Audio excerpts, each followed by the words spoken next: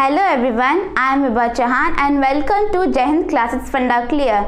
Today I will explain Class 8 History Chapter 4. Chapter is Tribals, Decus and the Vision of a Golden Age. So before starting the chapter, let's understand the meaning of chapter. Tribals, Decus and the Vision of a Golden Age. So what do you mean by Decus? What does this term refer to? Basically, this term Decus is referred to outsiders, mainly to Britishers. Tribals consider Decus, Britishers as Decus. They consider outsiders as Decus. So Decus is referred to any outsider. And the vision of a golden age, that means we will have a vision on a golden age. And what is golden age, we will discuss in this chapter. So what are the topics of this chapter? The topics of this chapter are: how did tribal groups live? And in this we will study some were zoom cultivators, some were hunters and gatherers, some herded animals, some took to settle cultivation. How did colonial rule affect tribal lives? What happened to tribal chiefs? What happened to the shifting cultivators? Forest laws and their impact. The problem with trade, the search for work and the closer look Birsa Munda. So tribals, as we know, here we will study about Birsa Munda. Birsa Munda was a man from Munda tribals, which is in Chota Nagpur in Jharkhand, and people believe that he had miraculous power. He could cure diseases and can multiply the grains, multiply the crops. So people believe that he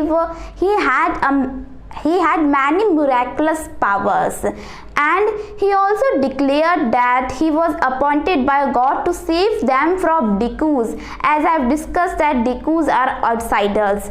So he declared that he was appointed by God to save tribals from Decus. As you know that the tribals have their own culture. They live in forests and their culture is very different from that was declared by Brahmins.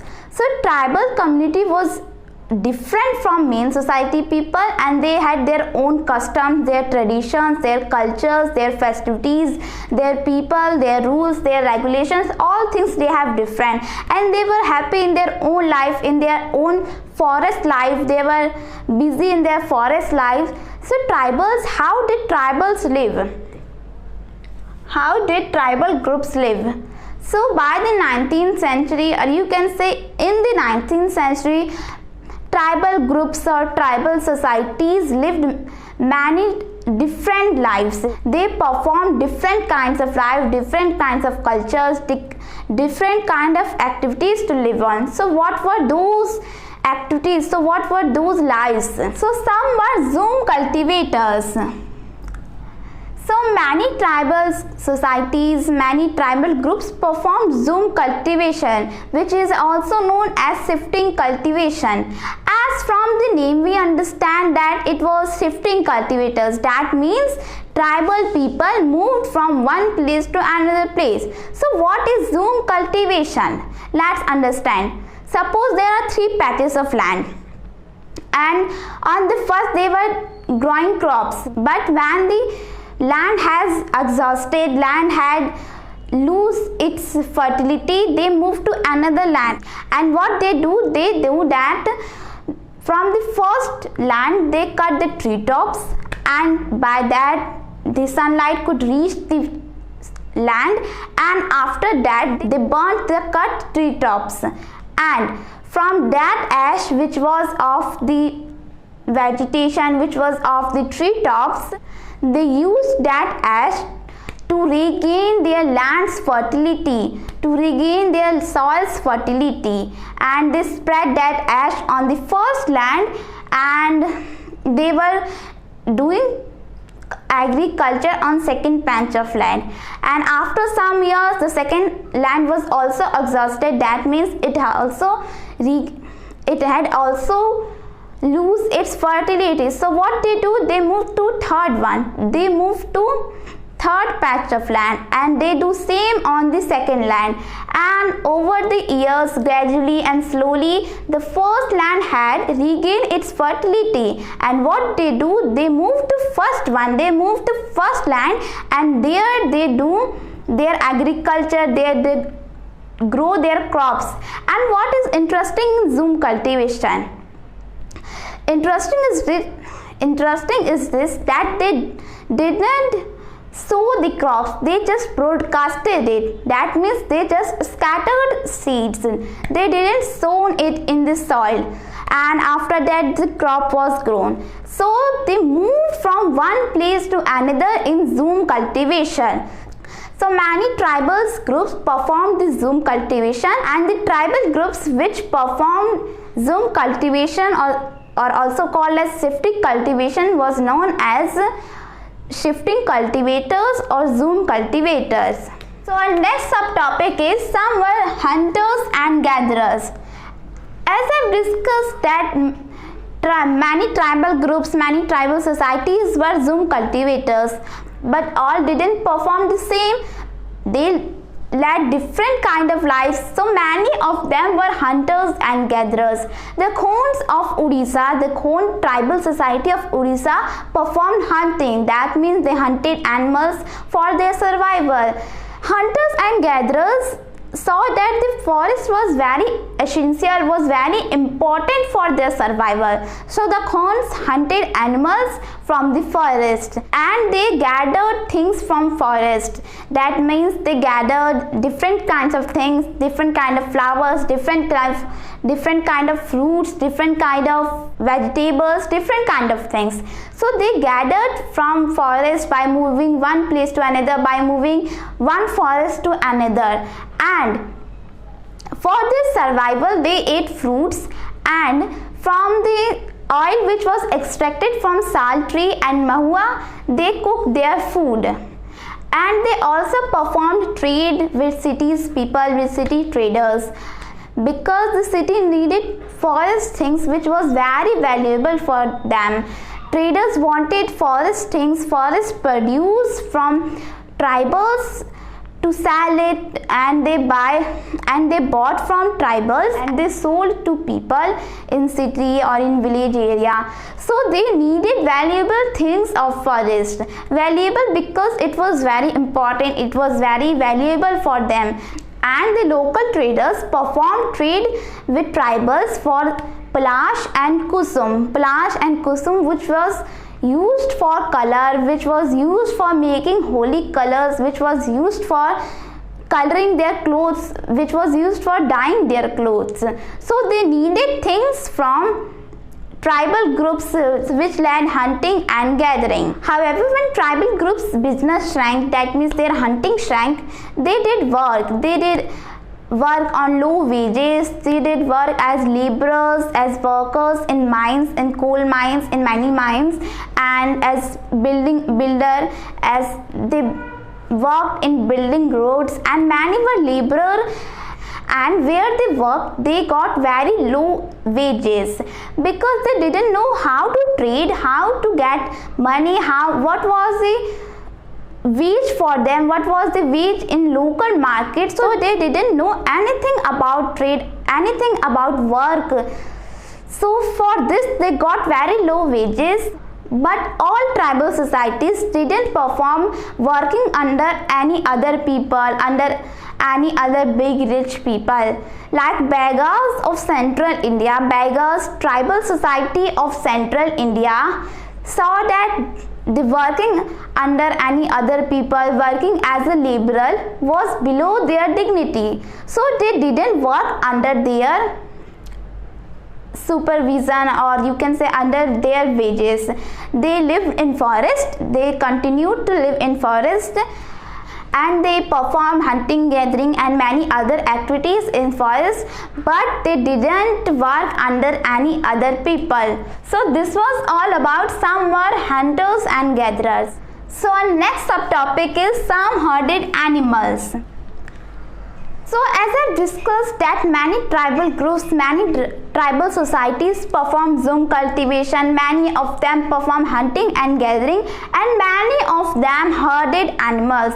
That means they herded animals, they reared animals. They were like pastoralists. They were pastoralists who moved to one place to another place according to seasons. According to seasons means that if they were at one place and there was rain and there they got much grass for their animals, so they got grass and the animals grazed that grass. But when the rain got disappeared, but when the rain season was gone, they moved to another place in search of food for their animals.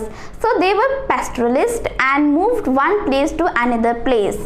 Like one Gujars of Punjab and the Labaddis of Andhra Pradesh were cattle herders, and Gaddis of Kullu were shepherds, and the Bakarwas of Kashmir reared goats. So these were the examples of tribal societies who herded animals, and we will discuss about them comprehensively in deeply in further classes. So this was all about some herded animals. So our next subtopic is some took to settle cultivation. So by the 19th century or even before 19th century, many tribal communities, many tribal societies performed settled cultivation. That means they led settled life. They settled at one place and they performed agriculture at one place by settling down at one place, like Mundas of Chota Nagpur in Jharkhand. And before settling cultivation, before settling down, the tribal societies performed an equal life. That means they led equality before them, they led equality among them. But after getting the land rights, there were inequalities between them. That means they were rich and poor. Many of them got much land, got bigger lands, and many of them got smaller lands. That means they had small lands, and the owner of big land didn't cultivate his field by his own. He employed laborers, that means smaller small tribes, for working on his fields. And there was also another rule, that was a clan was declared as the ruler of that tribal society. That means like Mundas of Chota Nagpur was the clan which was the ruler of that tribal society. So clans were declared as descendants of their tribal societies. And from the perspective of Britishers, we know that the Britishers thought that tribal societies who led settled life, who led settled cultivation like Santals, were more civilized than shifting cultivators or hunter-gatherers, because it was easier for them to administer them. Because if one man is moving from one place to another place, how could they administer him? How could they impose rules and regulations on him? How could they impose taxes on him if he is performing cultivation, if he is performing agriculture on various lands? So that was hard for them to administer them, and for the settled cultivators, for the settled tribal communities, were easier for them to administer them. And the Britishers also thought that the zoom cultivators, hunter-gatherers, tribal communities who were not settled cultivation needed to be settled cultivator, needed to be led a settled life. So this was all about some took to settle cultivation. So next topic is, how did colonial rule affect tribal lives? So after the arrival of Britishers imposed many rules, many new rules, regulations. So what was effect on tribal lives? We will discuss in this topic. So first subtopic is, what happened to tribal chiefs? So, before the arrival of Britishers, the main authority of tribal society, tribal community was tribal chief of the tribal community. So he was the chief and had authority among his people. He had power. He had enjoyed so much among his people because he had authority. He was chief of that tribal community. So he had much power than other tribal people, and he could also give his land titles. He had so many lands. So he was the main chief. He was the main administrator of that tribal community. But after the arrival of Britishers, after Britishers came to India, they imposed taxes on that tribal chiefs. They asked them to pay very high tributes, have very high revenues, but they continued the tribal chiefs as the chief of tribal. But all the power of chief, all the authority of chief was occupied by Britishers, was given to Britishers, was held by Britishers. So Britishers got all the power from the tribal chiefs, and tribal chiefs had to pay very high revenues which was collected from that tribal community. So this was the what effect on tribal chiefs. What happened to tribal chiefs? After Britishers came, they had no enjoy among their people in their tribal life, and they suffered so much. So our next subtopic is what happened to shifting cultivators. So we have discussed about the effect of Britishers on tribal chiefs. So what was the effect? What happened to shifting cultivators? That is, who performed zoom cultivation, or also called as shifting cultivation. So as I've discussed that Britishers found many difficulties to administer the people who moved from one place to another place. So what they do that they asked the shifting cultivators to settle down at one place. They asked them to settle down at one place to do agriculture. By settling down at one place, they asked for revenues for every individual of tribal community who was shifting cultivators, and they imposed land settlement on tribal communities, on shifting cultivators. Land settlement we have discussed in chapter 2. So they imposed land settlements on these shifting cultivators. But those shifting cultivators found many difficulties in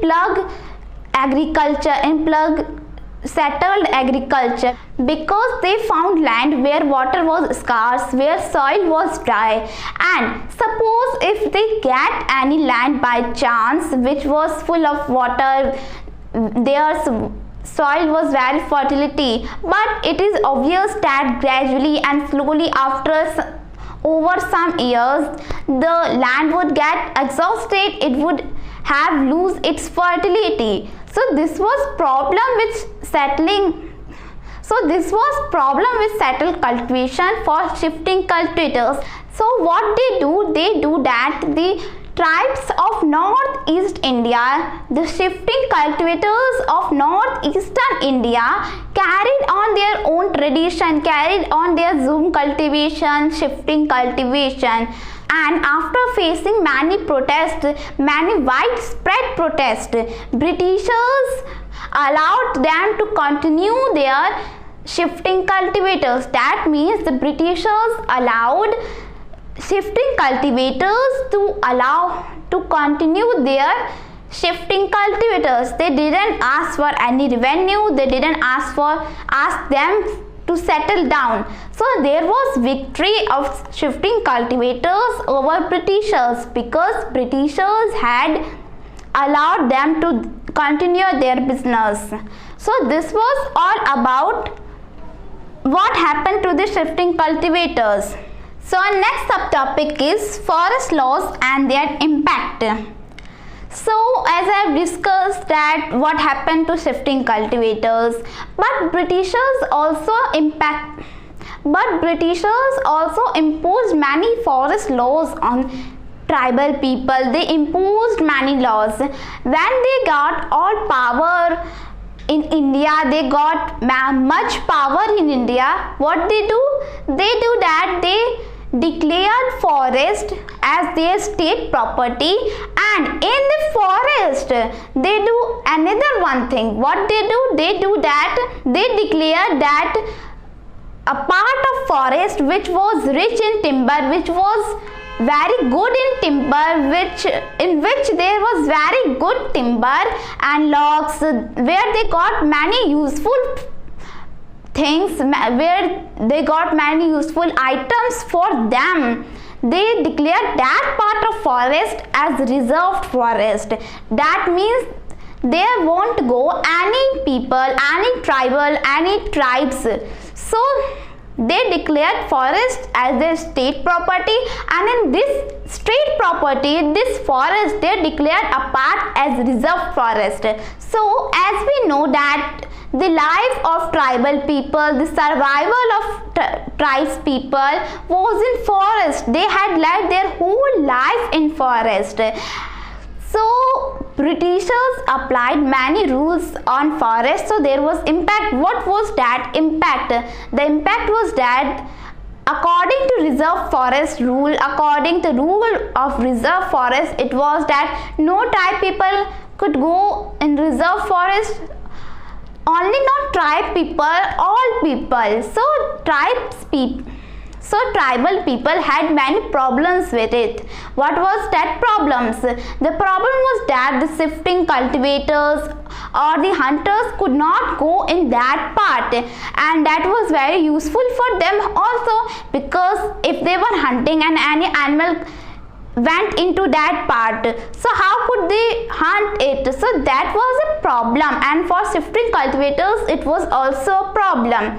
And Britishers had faced also a problem with that. The problem was that where could they get laborers from? Where could they workers from? So this was a problem, that where they could get workers from to cut logs, to cut timber, to provide them timber, to carry on timber. So this was problem, and for that colonial officials made the solution. What was that solution? The solution was that the Britishers gave a small patch of land to shifting cultivators, to hunter-gatherers, to tribal peoples, and asked them to cultivate, to perform their agriculture on that land. And in return of that, they asked for laborers. That means whenever they needed laborers, whenever they needed workers for their own work, it was decided that at that time that tribals had to give them a force of workers, a force of laborers to work. So this was all decided, but many of tribal communities, many of tribe peoples disobeyed that rules, because they found many difficulties. That was a very small patch of land for their survival. So many of that tribal people, tribal communities disobeyed the rules of Britishers.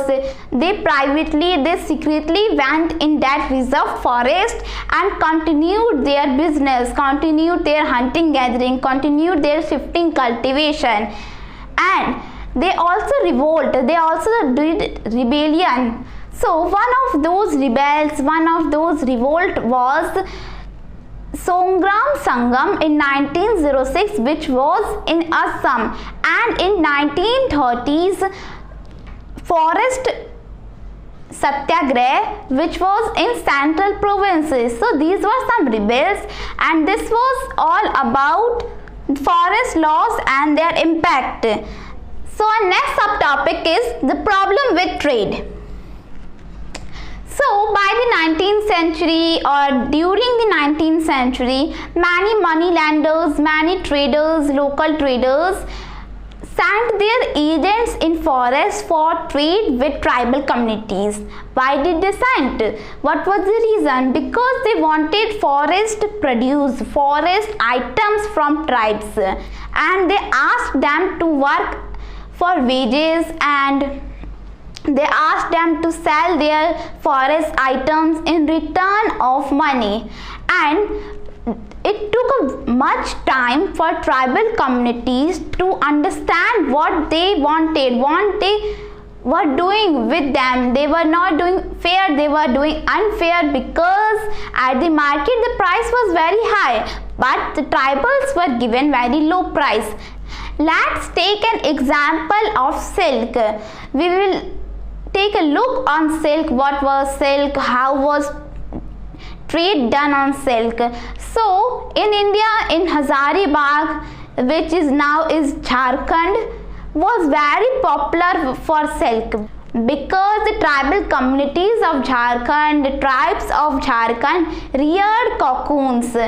They reared cocoons, and from that cocoons silk was made, and they were also called as silkworms after they grown as older, and in little age they were called as cocoons. So the tribals of Jharkhand reared cocoons, and the traders wanted that cocoons because they wanted silk from them, and for that they sent their agents, and they did trade with tribal communities. But there was a loss with tribal communities. What was that loss? That loss was that they were given only 4 to 5 rupees for 1000 cocoons, and in the market the price was almost 5 times higher as to given to tribal communities. So tribal communities faced loss with that trade, and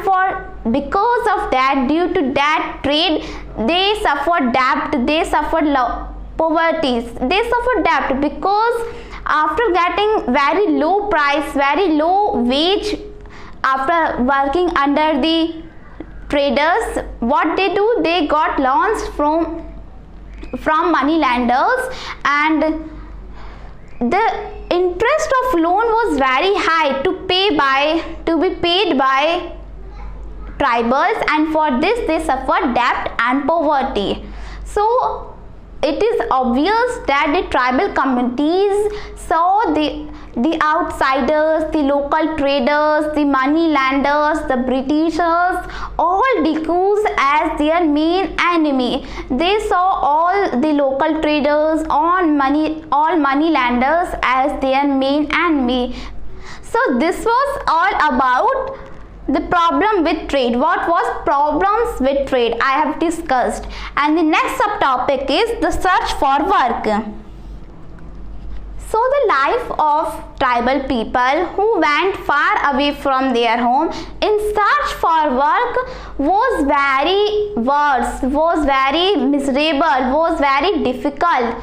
At that time, tea plantations in Assam and coal mines in Jharkhand was becoming important industries, and tribal people had to work in those industries. So they were recruited by contractors, and contractors paid very low wages to them.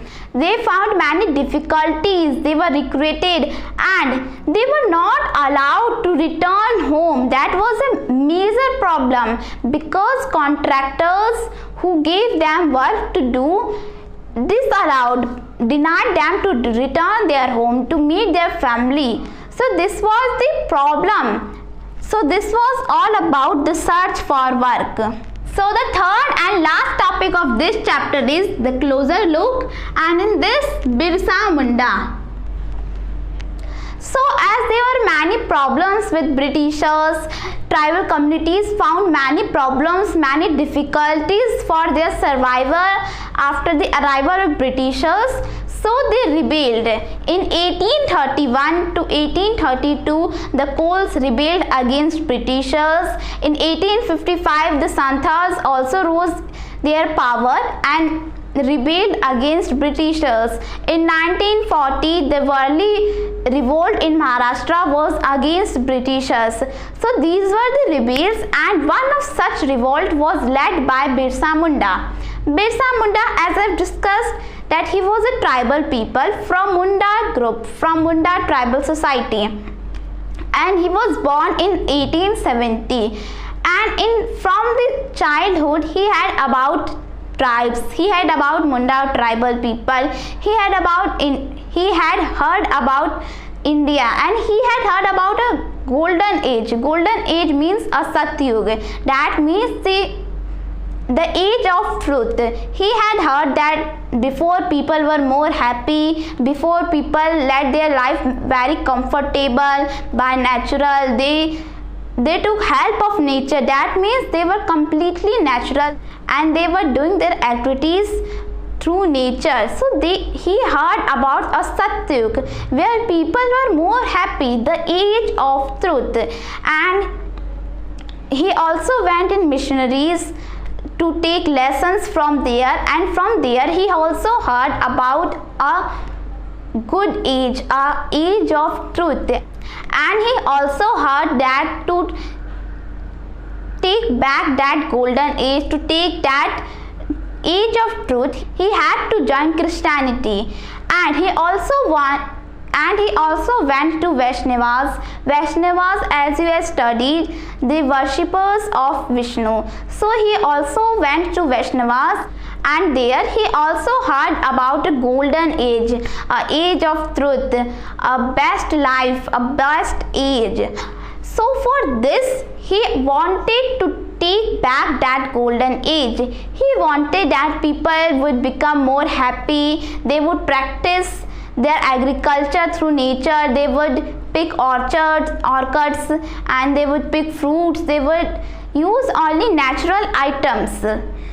And he also found difficulties with Britishers, Hindu landlords and moneylenders, because they had exploited tribal people. As I have discussed, they have exploited so much.